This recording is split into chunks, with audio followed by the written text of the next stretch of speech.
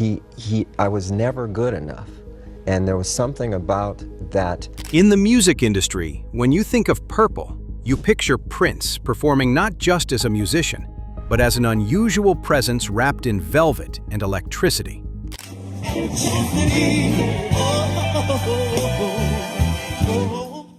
From the moment he came onto the scene in the late 1970s, writing, producing, and playing every instrument on his debut album, Prince became a legend in real time. He wasn't just topping charts, he was redefining them with hits like Purple Rain, When Doves Cry, and Kiss. I would like to thank the Academy, Mr. Albert Magnoli. But behind all his brilliance, Prince held strong, hateful opinions about his peers in the music industry. And before the end of his life, he made it known there were 6 musicians he could not stand. The stories are real, and the feuds, way more dramatic than you might think. So grab a popcorn and sit tight to the end of this video to get all the tea, because the names on this list might just surprise you. Starting with number 1, Mariah Carey.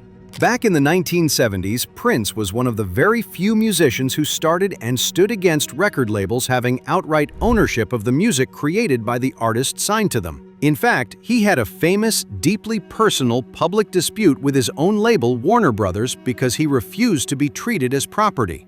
Deep dispute with my record label.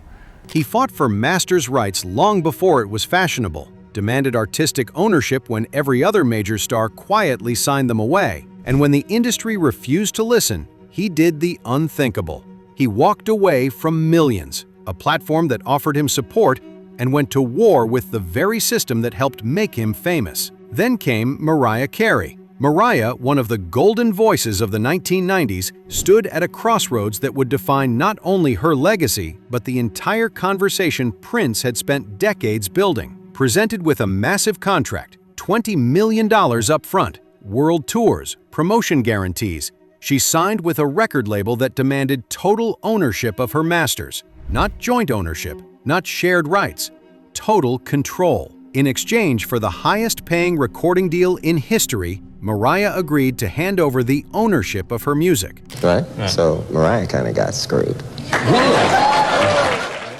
Millions applauded Mariah's record-breaking deal, yet behind the purple curtain, Prince raged. In his eyes, this wasn't success, it was surrender. The very chains he had fought to break were now being willingly accepted by one of the most influential artists in the world. Instead of joining the rebellion, she had publicly legitimized the very system enslaving musicians. In closed circles, Prince reportedly spoke with visible frustration, his voice quiet but fierce. He believed Mariah's decision set the fight for artist ownership back by decades. Where he had tried to show that genius does not come with a price tag, she had proven to the industry that even the greatest voices could still be bought. Prince saw every headline boasting of her massive payout as a direct attack on his message. He had tattooed "slave" on his face in protest, risked his career, and endured mockery from the press, all because he believed the liberation of artists would define the future of music. And for a time, it looked like his rebellion was working. Younger artists were beginning to question their contracts. The industry was shaking. And suddenly, Mariah chose to take a turn back to the detestable old practice. According to Prince, Mariah, with her influence and platform, could have joined him in transforming the industry. Instead, she reinforced the old model. At that moment, Mariah had no place in his good books. Number 2. Michael Jackson. In the history of music, Prince and Jackson were popular rivals. Interestingly, they had similar music styles, stage presence, and were alike in similar ways, and so they were quite on each other's neck. I'm very competitive. I think from him being so hard on me. According to Prince, the rivalry was not fueled by ego alone, but by a deep personal slight that, in his view, crossed the line from professional competition into disrespect. Prince claimed that the first blow wasn't thrown on stage or in a record store, but behind closed doors, when Michael Jackson turned down his personal request for collaboration. I got turned down my first time, but I just wasn't. Not just turned it down, dismissed it, as though Prince's artistic value was beneath his own. Prince had envisioned a historic union, two titans coming together to reshape music forever. He proposed to Michael that they co-create a groundbreaking track that would merge their distinct artistic universes. But when Michael received the offer, his response, according to Prince, wasn't polite negotiation. It was rejection flavored with superiority. Michael was reported to have said he didn't need another star overshadowing the message. In other words, he believed Prince would compete for the spotlight rather than share it. To Prince, this was not just an artistic disagreement, it was an insult. Prince believed in mutual greatness, that legends could coexist in a single arena and forge something transcendent. Michael, from Prince's perspective, believed in hierarchy. He was the king, and there was room for no other thrones. The refusal felt personal, but what stung even deeper was the mockery that followed. Industry insiders whispered that Michael saw Prince as too eccentric, too unpredictable, someone whose style would clash with Michael's polished perfection. Some reports even claimed Michael said Prince's energy wouldn't fit the brand. That one phrase was enough to ignite Prince's fury. And there was something about that, it was almost like the army when it came to music. From that moment on, Prince made it clear this wasn't a friendly rivalry. This was war on a cosmic scale. Number 3, Keith Richards. Prince made the boldest, most controversial decision of his career, changing his name to an unpronounceable symbol. I'll make a change and move to a new plateau in my life, and one of the ways in which I did that was to change my name. It sort of divorced me from the past. It was more than a name change. It was a declaration of war against the corporate machinery of the music industry. But not everyone saw it as a noble fight for artistic freedom. One man, a legend in his own right, Keith Richards of the Rolling Stones, decided to turn the moment into a spectacle of ridicule. Keith Richards didn't just disagree with Prince's decision, he targeted it. In interviews, he scoffed at Prince's artistic rebellion, calling it pretentious theater, and suggesting that only someone desperate for attention would pull such a stunt. But it didn't stop there. Keith made Prince a recurring punchline during radio appearances, mocking the symbol, pretending to forget what to call him, and at one point infamously saying, "If you can't even say your own name, maybe you've forgotten who you are in the first place." These weren't off-the-cuff remarks. They were calculated jabs, delivered with a smirk, designed to undermine not only Prince's credibility, but the seriousness of his movement for artists' rights. Prince remarked that this was unforgivable. His name change was not a publicity gimmick. It was a spiritual and political statement, a form of protest against labels controlling an artist's soul. Prince saw himself as a liberator, refusing to be owned by any corporation. But Keith treated the movement like a joke, painting Prince as an unstable diva rather than a visionary revolutionary. The more Prince fought for independence, the louder Keith's mockery became. Radio host after radio host aired Keith's jabs with amusement, fueling an image of Prince as an eccentric gone too far. Keith would imitate Prince's soft-spoken voice, question his masculinity, mock his wardrobe, and even called him names. And that's what hurt deepest. His symbol wasn't a stunt. It was a statement carved into history. While Keith Richards jeered from the comfort of rock royalty, Prince remained calm and focused on addressing disintegration issues going on in the industry. There's a disintegration going on that we really have to address. The world laughed with Keith Richards, but Prince never forgot. The ridicule wasn't just personal, it was ideological. Keith wasn't mocking a symbol, he was mocking a revolution that he couldn't understand. Number 4, Jeff Buckley. Prince played 27 instruments. He wrote, arranged, and produced his music from the ground up. But not everyone believed that genius lived solely within him. Among them was Jeff Buckley, a musician with a haunting voice and poetic spirit, who made a statement Prince would never forget. In one of his interviews, Jeff Buckley casually but confidently declared that Prince couldn't actually carry a stage by himself. He claimed that the real magic in Prince's performances came not from Prince alone, but from his band, insinuating that the musicians behind him were the source of his power. Prince without a band? Buckley reportedly scoffed. There's no show. The band is the engine. He's just the driver. It wasn't just critique, it was a stripping away of Prince's identity as a singular musical force. According to those close to him, Prince was not amused. For a man whose very career was built on the proof that he didn't need anyone else, that he chose his band not out of reliance but artistic generosity, Buckley's words were more than insulting. They were a direct challenge to the essence of who Prince was. And so, in a later interview, Prince responded, not with anger but with calm precision, stating that he could do without a band, and that he only keeps a band because he loves to learn from others and also teach them. As much as I'd like to teach, I also like to learn.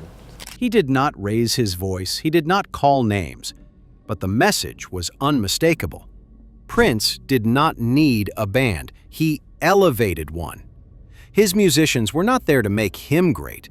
They were there because he was so great, his music could not be confined to a single instrument, a single voice, or a single soul. Prince shared that Buckley's statement revealed a shallow understanding of musical synergy. A band was not a crutch, it was a canvas, and Prince was the painter. He was the architect who built sonic kingdoms and then invited others in to inhabit them. For Buckley to suggest otherwise, to imply that Prince was dependent on his band for brilliance, was not just disrespectful, it was blasphemy in the temple of artistry. This moment marked a silent rift, not just between two musicians, but between two ideologies. Buckley believed in raw, solitary performance as the measure of truth. Prince believed that genius could be solitary and communal, that power is not diminished when shared, but multiplied through influence. But if there was one thing Prince could not abide, it was the erasure of his divine autonomy. Buckley's critique wasn't about music, it was about identity, and Prince made it clear, his light did not come from the band behind him. His band shone because they were standing in his light. As a result of this, Jeff became one of the musicians in Prince's Black Book. Number 5. Rick James. The truth is that you either are here to enlighten or discourage. During an interview, Prince made reference to Rick James while addressing how the attitude of musicians can either enlighten or discourage fans and aspiring artists. In that moment, Prince was not merely talking about ego or arrogance. He was recalling a personal wound, one that touched not just him, but his own family. Prince recounted a moment from his youth, before he became a superstar, back when he was just a young boy attending a Rick James concert with his mother. Rick James was already a sensation, larger than life, strutting across stages with unapologetic flair. Prince admired him, not just as a performer, but as someone who represented what he aspired to become. After the concert, Prince's mother, proud and gentle, approached Rick James to ask for an autograph for her son. Rick James didn't just refuse, he dismissed her. Rude, abrupt, as if her presence, and by extension Prince's admiration, was insignificant. No apology, no acknowledgement, just a cold dismissal that left a lasting impression on the young Prince. Prince, sitting in that interview years later, did not speak with anger, but with the calm clarity of someone who understood the power celebrities hold over those who look up to them. To Prince, Rick James was not merely rude to his mother, he symbolized everything wrong with ego-driven fame. That moment planted a seed in Prince, one that grew into a lifelong philosophy about humility and reverence for the audience. While Rick James walked in pride and arrogance, Prince vowed that if he ever reached that level of stardom, he would never let his celebrity rob him of his humanity. He would honor the people who supported him, not belittle them. But Rick James's behavior didn't just affect Prince's personal life, it shaped their professional relationship too. When Prince later joined Rick James's tour as an opening act, that old wound resurfaced. Rick James reportedly continued his dismissive attitude, constantly undermining Prince, downplaying his talent, and treating him as an inferior. What began as a youthful disappointment turned into a full-blown rivalry, one rooted not in music, but in character. Prince never forgot what Rick James did that day. And from that day forward, Rick James was not just another musician in Prince's eyes. He was a warning of what never to become. Number 6. Sinéad O'Connor. Prince and Sinéad O'Connor's relationship was born not from collaboration, but from conflict, centered around one legendary song that would change both their lives forever. Nothing Compares to You. We had some issues that were basically about ownership of the music. Prince wrote the song years earlier, a deeply personal piece that reflected his own emotional landscape. But it wasn't until Sinéad O'Connor recorded it that it became a global phenomenon. Her haunting voice, her piercing stare in the music video, her vulnerability, combined with Prince's words, created a cultural moment that defined a decade. But for Prince, that success was a double-edged sword. The song that had poured from his own soul had become the defining work of another artist, an artist who did not seek his blessing, did not follow his rules, and did not align with his spiritual or creative philosophy. The world began to associate the song not with its creator, but with its interpreter. As Nothing Compares to You climbed the charts and dominated radio, the narrative shifted. Sinéad was praised as the mastermind behind the masterpiece, while Prince, in the public eye, became merely a footnote in its origin. This enraged him, not because of jealousy alone, but because he felt a deep personal connection to the song's meaning. It held memories and emotions he believed were sacred, and he disliked how it was being presented without his context or control. The more the song's success grew, the more Prince distanced himself from O'Connor, seeing her triumph as a misrepresentation of his own work. Tension escalated when O'Connor publicly dismissed Prince's involvement, asserting her independence and creative autonomy. Prince saw this as disrespect, not only to him, but to the sanctity of authorship. To him, a song was not a commodity, it was ownership of truth. In his eyes, O'Connor had taken that truth and reshaped it for her own identity, benefiting from his creation without honoring the source. Their disagreement soon spilled into the public, with each of them making remarks that were subtle but pointed. What began as artistic disagreement evolved into personal disdain. Prince viewed O'Connor as someone who profited off his deepest expressions while rejecting the collaborative spirit of music. He believed that her success with Nothing Compares to You overshadowed his intentions and diluted his legacy. Their conflict became a symbolic battle over control of art, control of narrative, control of legacy. O'Connor saw the song as hers the moment she gave it voice. Prince believed it would always, eternally belong to the one who conceived it. And in that irreconcilable difference, a rift was born, one that neither stardom nor history would ever fully mend. Let's know your thoughts in the comment section. Subscribe to this channel for more videos like this. Like and share.